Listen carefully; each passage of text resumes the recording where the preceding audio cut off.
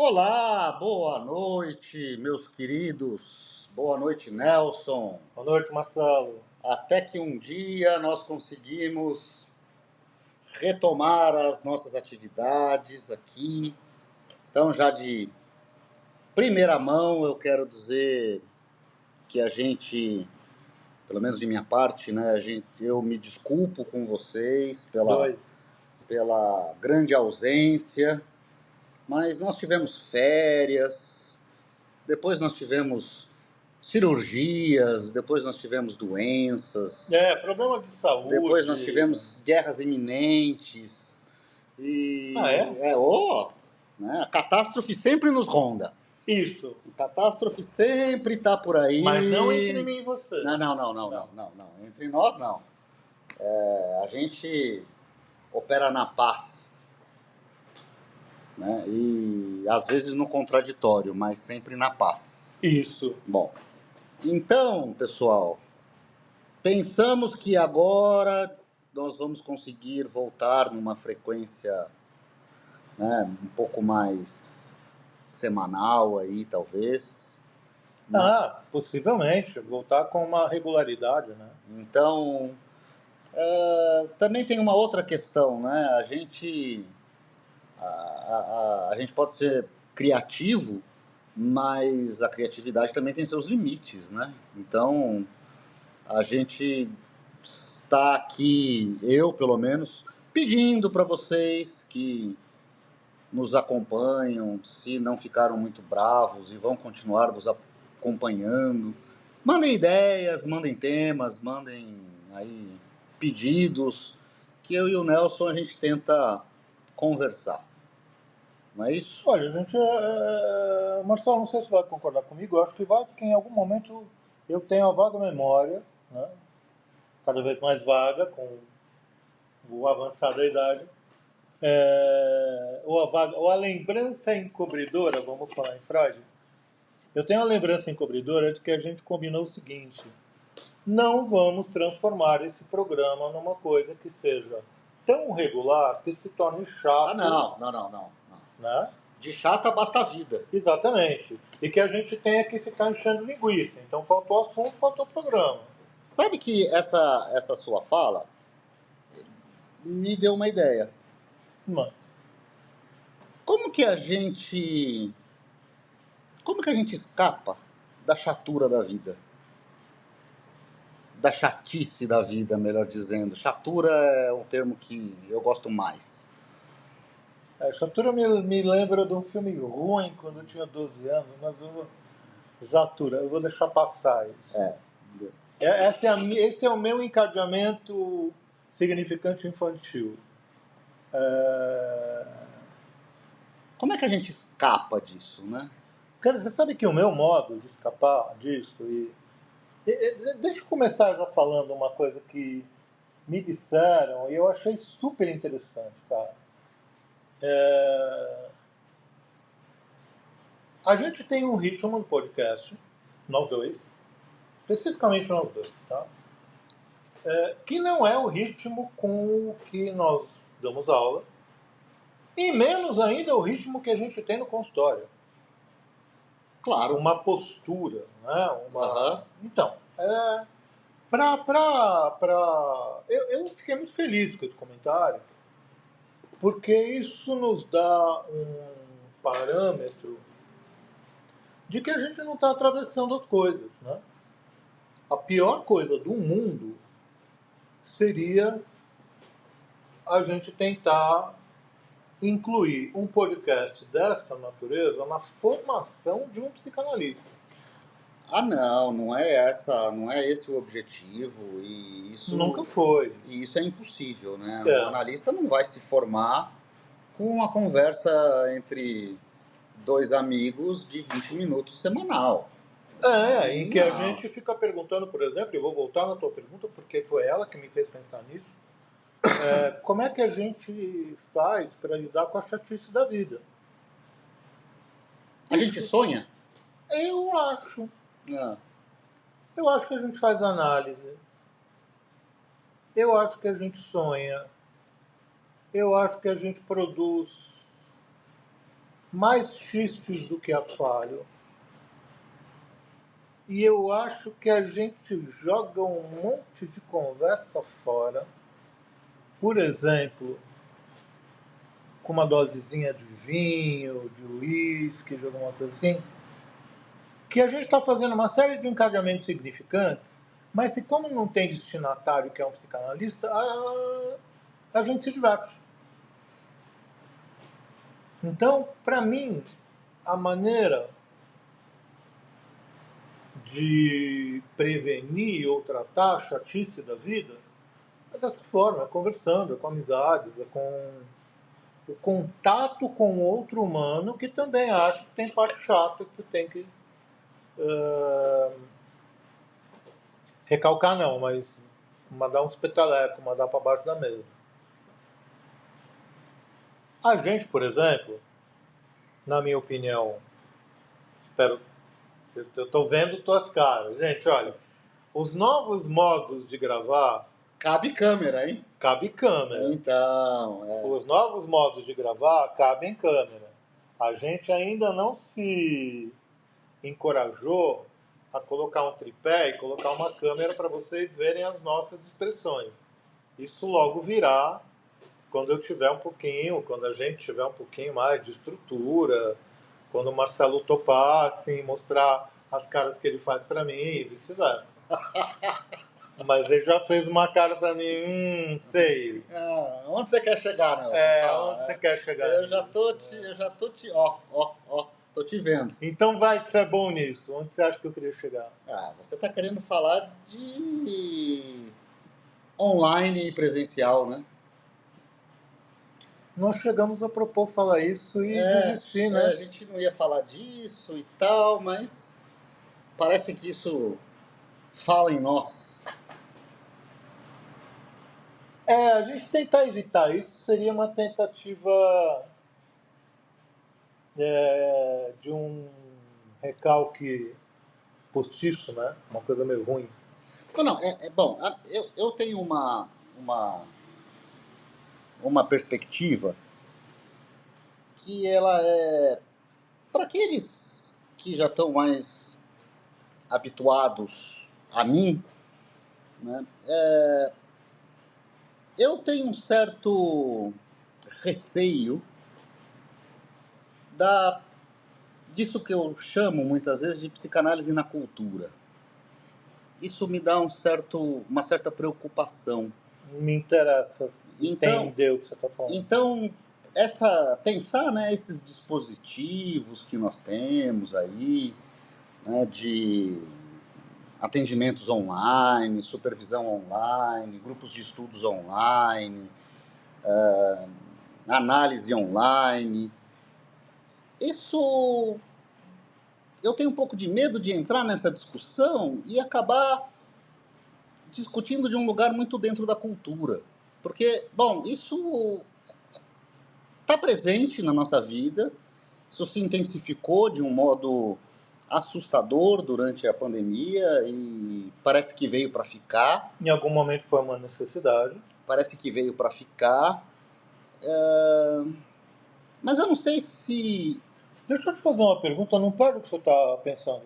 Você chegou a atender de máscara? Nunca.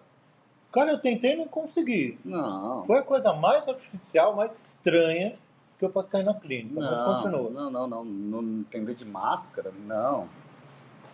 De jeito nenhum. Então, a minha preocupação só é que se a gente fica nesses temas muito modernos, muito contemporâneos, muito... Eu tenho um pouco de... Eu vou parar esse relógio, porque senão a gente acaba com a nossa gravação. Tá badalando aqui... 19 horas. 19 horas. Em Brasília. 19 horas. Tá. Pronto, gente. Depois eu arrumo esse badalo, porque senão ele acaba se sobrepondo à nossa voz. Então, meu receio é só esse. Eu acho a psicanálise um lugar e uma perspectiva tão tão rica, tão humana, do encontro, tão da troca, que eu acho uma perda, realmente uma perda significativa na sua potência de transformação, a gente se render às demandas e às querelas aí da contemporaneidade, da cultura, enfim. Bom, primeiro eu quero falar uma coisa que é um pequeno... Notas de rodapé de podcast. Estou inventando isso agora. Uma coisa é você falar da modernidade, outra coisa totalmente diferente é você falar da contemporaneidade. Nós falamos Sim. da contemporaneidade de propósito. O moderno é outra coisa. Uhum. Então eu entendi quando você falou da contemporaneidade, porque o moderno ele tem início, meio e fim. A contemporaneidade ela está em andamento, é mais ou menos. A gente está tratando de um problema que está vivo. Mas é um problema que ele está vivo, mas aí que eu fico me perguntando, né? Se a gente, enquanto projeto, se o ser humano, enquanto projeto de, De humano. de civilização, Sim. se a gente evoluiu muito. Mas outra notazinha de rodapé. Como hoje eu sou o cara da nota de rodapé. Hoje é você? Porque eu dei 2 aulas. Na verdade, eu dei 4 aulas seguidas, em 2 turmas diferentes, sobre os 3 ensaios sobre a teoria da sexualidade. E é um texto, talvez o texto em que Freud mais tenha acrescentado notas de rodapé. Então eu estou muito... Nota de rodapé. Sim, 20 anos depois... Porque o que eu estava pensando era o seguinte, Nelson. Quando eu falo, me pergunto, né, se a gente evoluiu tanto assim. Tá? Porque agora eu vou dar o meu passo atrás, né? Isso, boa. Na Grécia Antiga, no tempo de Péricles, as peças, né, as encenações, as histórias, aquilo que trazia algo de reflexão para a plateia, nunca se passava em Atenas. Nunca se dava ali, próximo. Nunca se dava ali com a possibilidade de um contato Com a população local. particular dos cidadãos. Sim, era sempre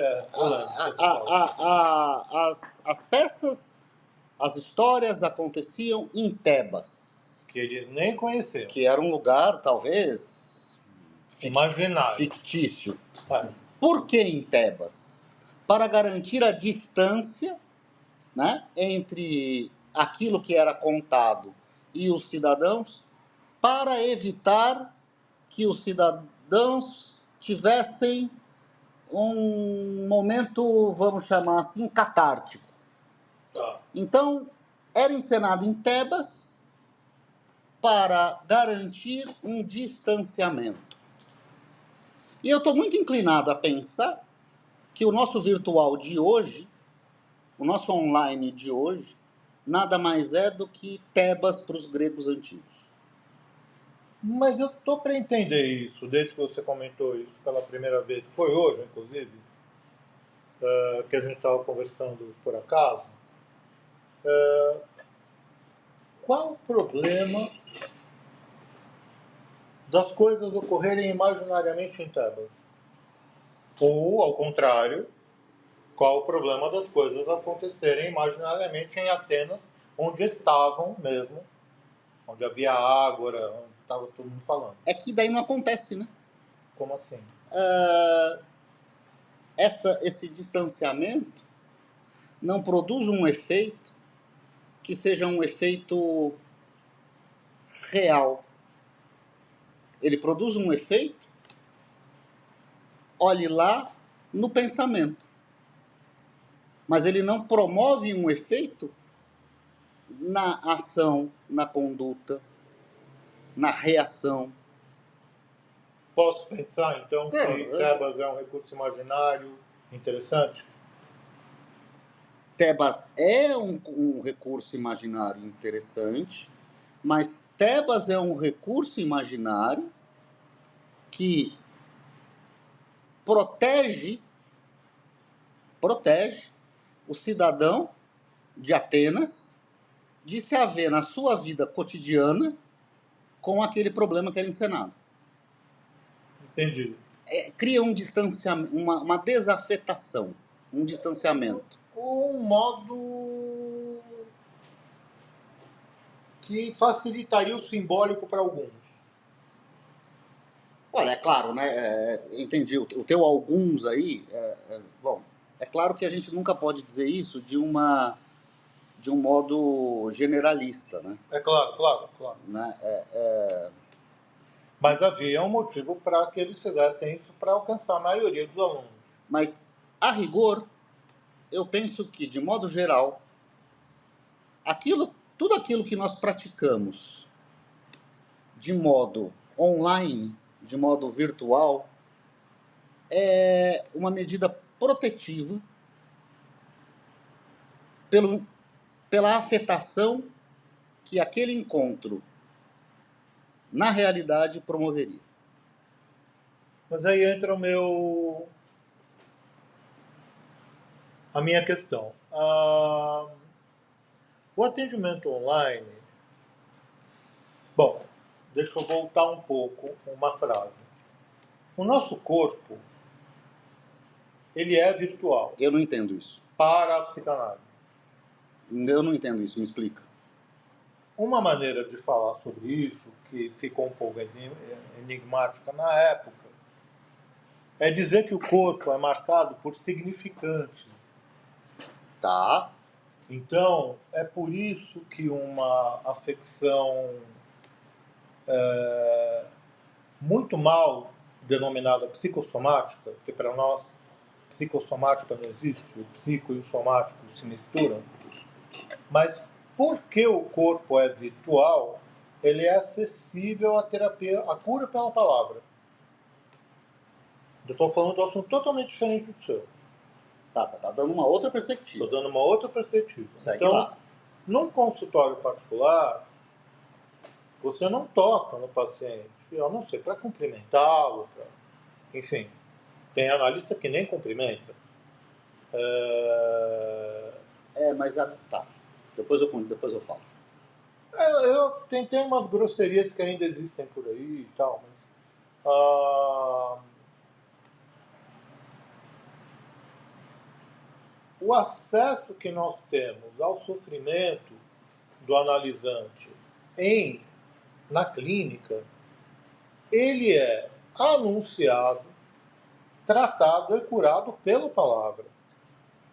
Não, por exemplo, por uma massoterapia, ou por um passe energético, ou por um toque, ou por um abraço, alguma coisa assim. Não. Então, ao meu ver, só por esse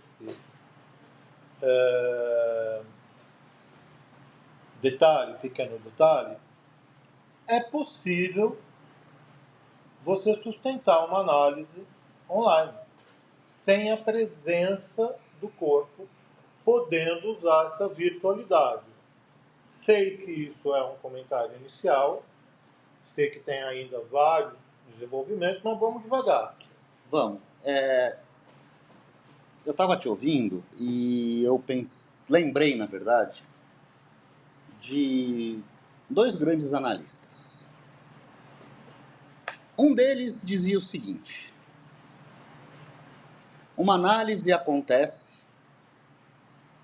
entre o ir e vir do consultório de um analista.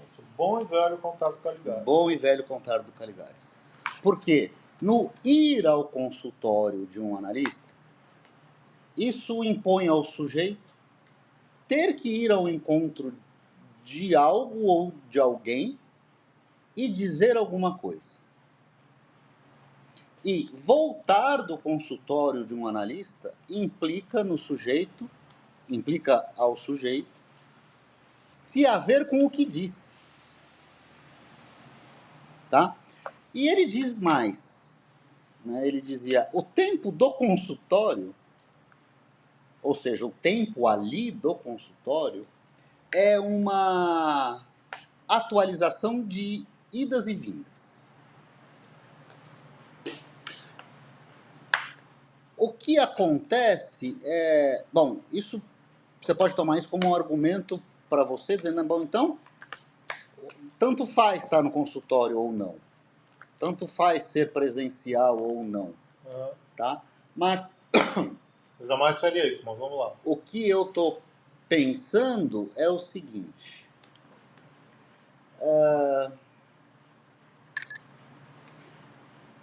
Como é que fica esse tempo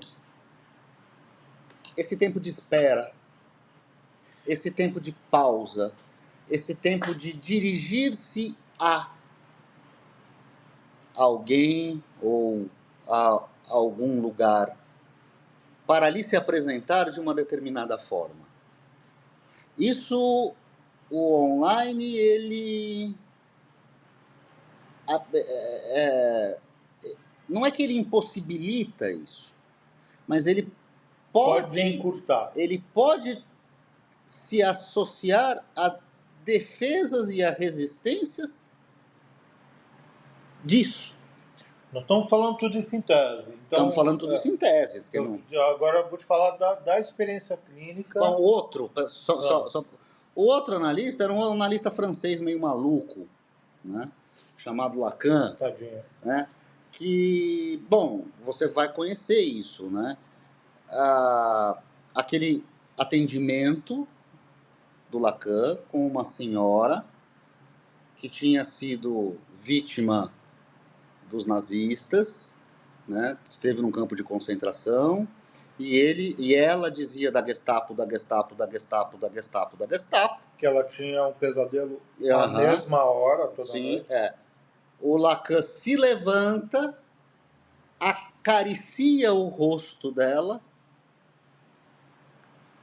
e transforma Gestapo num Gestapo. Que em francês é um Gestapo. Um gesto sobre a pele.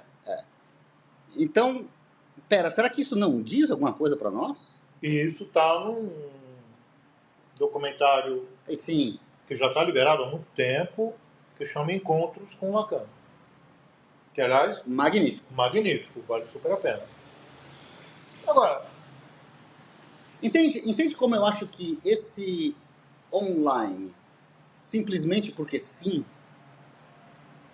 eu meio que torço o nariz para isso.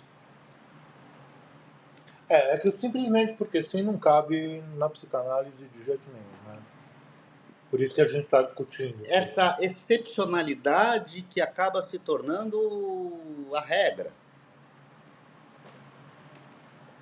Tudo bem a gente atender um paciente online, o paciente tá... lembrei de outra história agora, né? Mas daqui a pouco eu conto. Porque o paciente está em outra cidade, porque, enfim... Ok, isso são contingências que a gente pode usar o nosso avanço cultural aí dos meios tecnológicos como um encurtamento.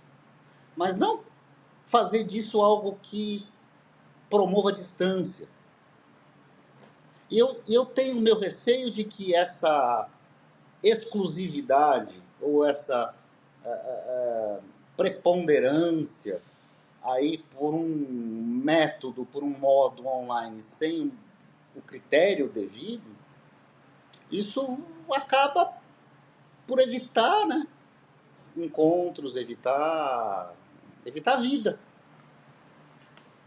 Então, a experiência clínica que eu tenho para te trazer,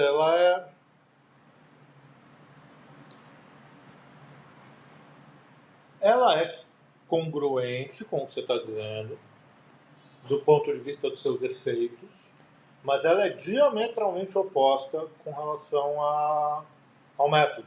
Então, eu diria para você que 90% da minha clínica hoje é feita online. Mesmo que eu vá ao consultório, e mesmo que as pessoas morem na mesma cidade que eu, estão preferindo online por uma questão de toda uma adequação que veio depois da pandemia, de toda uma questão de segurança ali no entorno do meu consultório, do bairro e tudo mais. Essas análises, elas estão acontecendo e eu continuo presenciando, que é uma coisa que me surpreendeu, que eu achei que não ia acontecer, mas eu continuo presenciando sintomas aparecendo e desaparecendo pela palavra. Por exemplo, eu vou dar um exemplo que não acontece há muitos anos, mas eu tenho vários que são correlatos. A pessoa começa a falar de um certo no meu consultório presencial. A pessoa começa a falar de um certo assunto que a incomoda muito e começa a, a ameaçar uma crise de asma.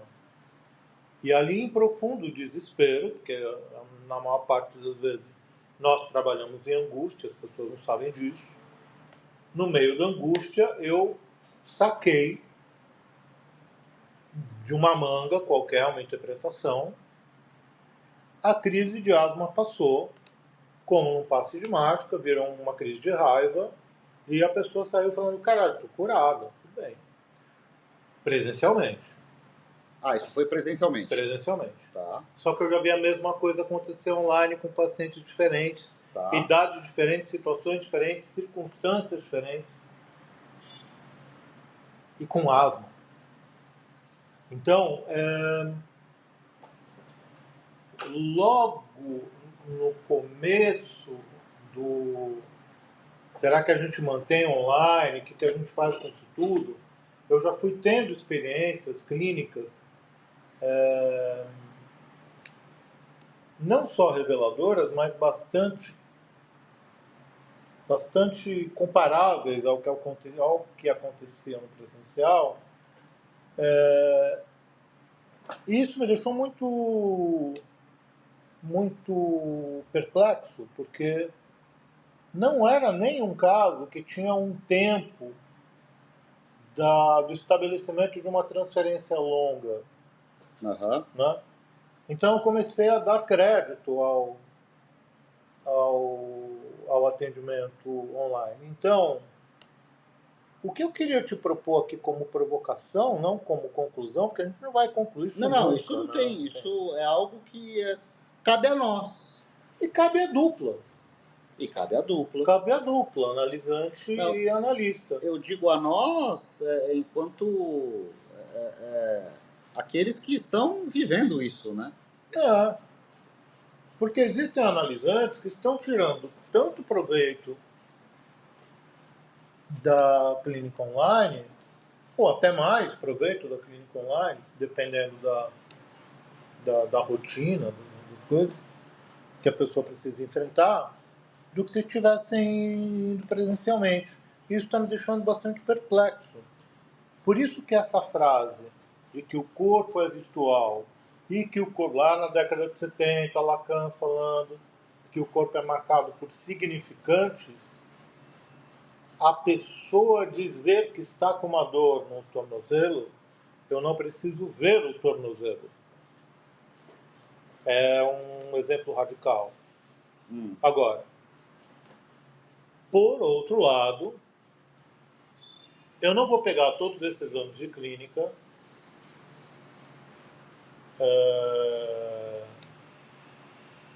e dizer que não faz diferença nenhuma estar de corpo presente ou falando virtualmente.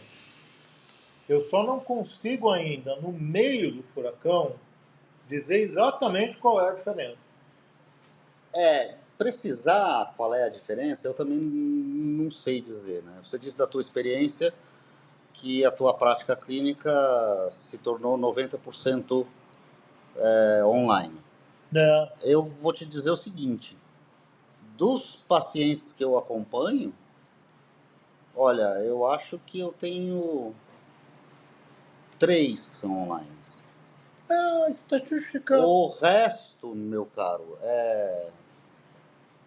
todos presenciais.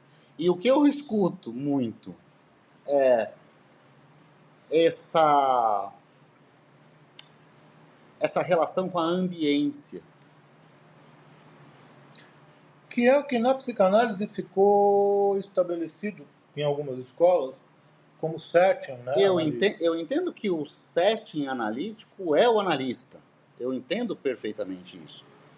Né? O setting, porque senão a gente não teria, né, atendimento na rua, todas essas outras modalidades. O setting é o analista. Mas a possibilidade do paciente encontrar um ambiente, eu acho que isso é impagável. Eu quero fazer uma proposta para você. Nós estamos meia hora de episódio e você falou, sei que o setting é o analista. Isso merece um desenvolvimento um pouco maior. Tá, a gente pode desenvolver isso. Vamos fazer no próximo? Vamos, mas você quer interromper já aqui? Eu conversaria mais uns 5 minutos. Então tá bom. Então, só para seguir, né? Eu acho que ter a condição, ter a possibilidade de ofertar essa ambiência para o paciente que não sabe que o analista é o setting, isso muda. Eu tenho meu consultório na minha casa, é na minha casa. Eu jamais, se Deus quiser, eu nunca vou atender num prédio de escritórios. No meu caso é um prédio comercial. Essa oferta de um tempo, que eu entendo isso como um tempo, né? Você vai atender um médico que está fazendo um plantão de 48 horas dentro de um hospital. Ele está só com luz fria, num ambiente sem janela, que não tem o diabo de uma planta. E eles... Eu estou dizendo isso por causa de um paciente meu. Ele sair desse lugar, que é o lugar onde se passa a maior parte do sofrimento do seu sofrimento, e encontrar um outro ambiente onde ele pode falar disso, o cara me disse, isso aqui é um oásis. Vir aqui me descansa. Mas você tem que... o que você está falando confirma, né, de uma maneira muito inequívoca que a experiência analítica É particular. É absolutamente particular. É particular.